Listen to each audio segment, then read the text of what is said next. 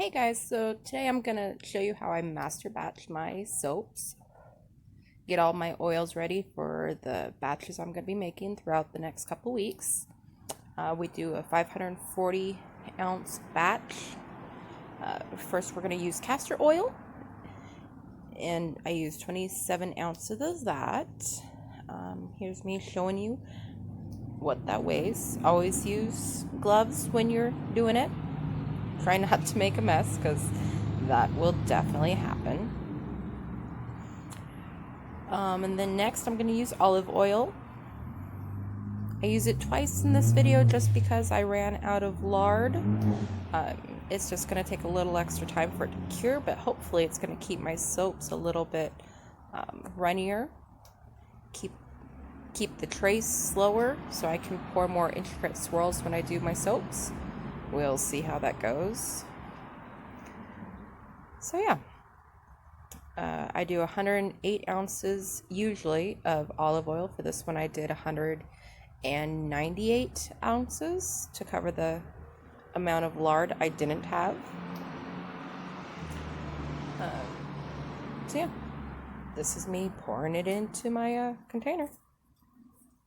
It's pretty exciting stuff, really. I do love this container. It's what I started using for all of my master batches. It's got a spigot on the bottom, as you can see on the bottom right hand corner. Once everything's melted down with the belly band that's on it, it's real easy to just put my small container on a scale, weigh out however much oils I need, and then add in my lye to that, versus having to measure out every single time I use it. So this is the lard. This is just Walmart brand lard. Super easy to get your hands on if you want to try your hand at making soap. I did use the entire bucket. Like I said, I ran out. Usually I do get the bigger, I don't even know what size it is usually. The really big bucket, not quite a 5-gallon, but I want to say it's like a 3.5-gallon bucket, and that'll last me 2 to 3 of these big batches. But Walmart was out. Welcome to the pandemic. So yeah, we're putting in all of our lard, scraping out every bit I can get. Again, trying not to be messy, but if you've ever met me, you know I'm kind of a messy person.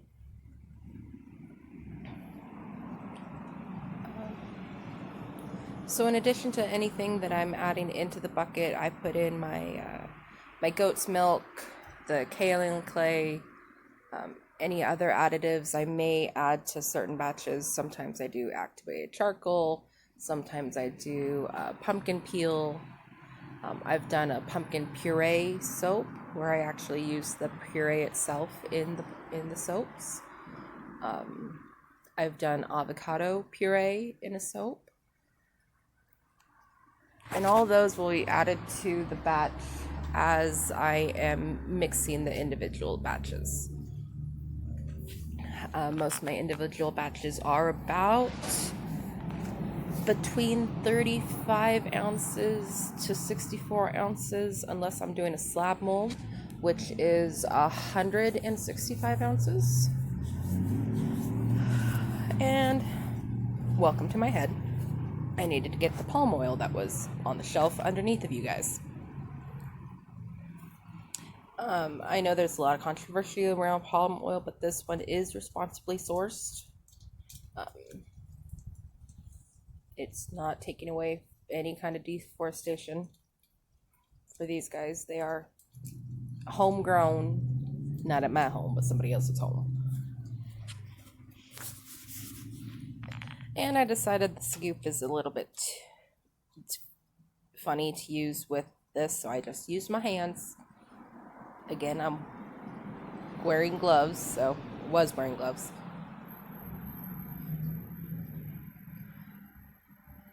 As you can see, I'm going to be filling this bucket container to the very, very brim because I've got one more oil to add, which is coconut oil. coconut oil is the one that really does the trick at cleaning you, getting your skin, all the dirt, the residue, all that stuff off. And because of that, I do use a higher percentage of superfat in my soap, which is the percentage of oil that does not get saponified from the lye. So there is a little bit of extra oils on top of the saponified oils, which adds the moisturizing properties to any soap bar.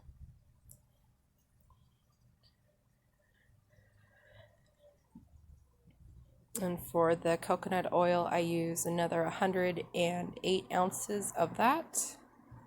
So for keeping track, it's 108 ounces of palm oil, 108 ounces of coconut oil, 218 ounces usually of lard, but because we're a little short, we're less than that. We've got